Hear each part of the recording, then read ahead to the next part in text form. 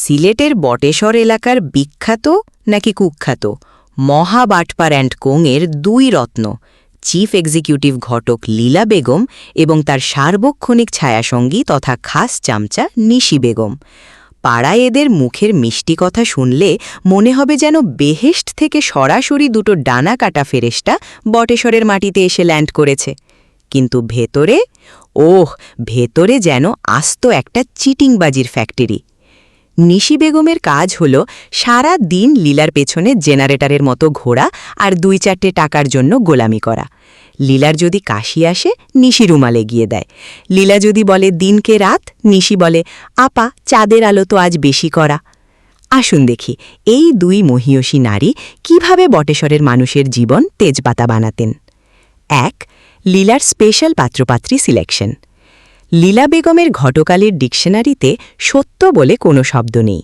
তার কাছে পাত্রপাত্রীর profile update হতো এইভাবে: পাত্রপাত্রীর আসল রূপ, লীলার মুখের বিবরণ, 2 বাচ্চার বাপ, বিবাহিত, আহা ছেলে তো একদম ধোয়া তুলসী পাতা, এখনও কুমারী, কান খাড়া করলেও কিছু শোনে না, বধির, মেয়ে আমার এত লাজুক, বরের কথা ছাড়া দুনিয়ার কোনো শব্দ কানেই নেয় না, চুল বলতে মাথায় কিচ্ছু নেই, টাক, ছেলের মাথায় এত বুদ্ধি যে চুলের গোড়া সব গলে গেছে, চরম অলস, সারা দিন ঘুমায়, জামাই তো না, যেন নদাবের পুত, একদম শান্তশিষ্ট, ঘরের বাইরে পাই দেয় না।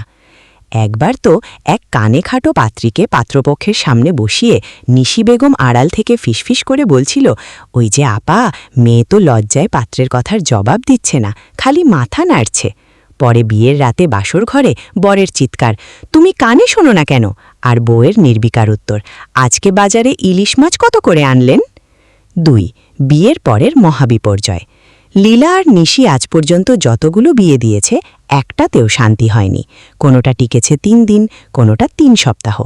একটা বাসর ঘরও সুখে শান্তিতে কাটেনি, কারণ বিয়ের পরের দিনই বিড়ালের চোখ দিয়ে যখন সব সত্য বের হয়ে আসত, তখন ভুক্তভোগীরা মাথায় হাত দিয়ে কাঁদত। মানুষ যখন কান্নাকাটি করে বলতো, লীলা বুঝি এ কি সর্বনাশ করলায়, জামাই তো দেখি আগে থেকেই বিবাহিত, তখন লীলা বেগম পান চিবোতে চিবোতে বলতো, আরে ধুরো, আগের বউ তো ধরো হাফ বিয়ে, এইটা হলো ফুল বিয়ে, আমার জামাইয়ের মনটা বড় তাই 2টা দিল। আর পাশ থেকে নিশি চামচামি করে সুর মেলাতো, ঠিক কইসই না পা, এখনকার দিনে এমন বড় মনের জামাই পাওয়াই ভাগ্য। 3. মুখোশ খুললেই চণ্ডীরূপ। এই 2 বাটপারের সবচেয়ে বড় গুণ নাকি দোষ হলো যতক্ষণ আপনি তাদের ধোঁকা ধরবেন না তারা ফেরেশতা, কিন্তু যেই কোনো চালাক লোক এসে বলবে, লীলা তুমি তো বাটপার, নিশি তুই তো চামচা, ব্যাস অমনি তাদের ভেতরের আসল বস্তির রূপ বের হয়ে আসত। মুখের মিষ্টি ভাষা 1 সেকেন্ডে গায়েব হয়ে যেত। লীলা বেগম কোমরে কাপড় পেঁচিয়ে এমন সব নোংরা গালিগালাজ শুরু করত যা শুনলে স্বয়ং যমরাজও কানে আঙুল দিয়ে পালাবে। আর নিশি বেগম পাশ থেকে করত তালি বাজাতো আর বলতো, ঠিক কইসই না পা, দেওয়াইন তারে আরও 2টা গালি। তারা এমন নোংরা নোংরা অপবাদ ছড়াতো যে ভদ্রলোকেরা লজ্জায় আর তাদের সীমানায় ঘেঁষত না। গল্পের শেষ শিক্ষা, বটেশ্বরবাসীর উপদেশ।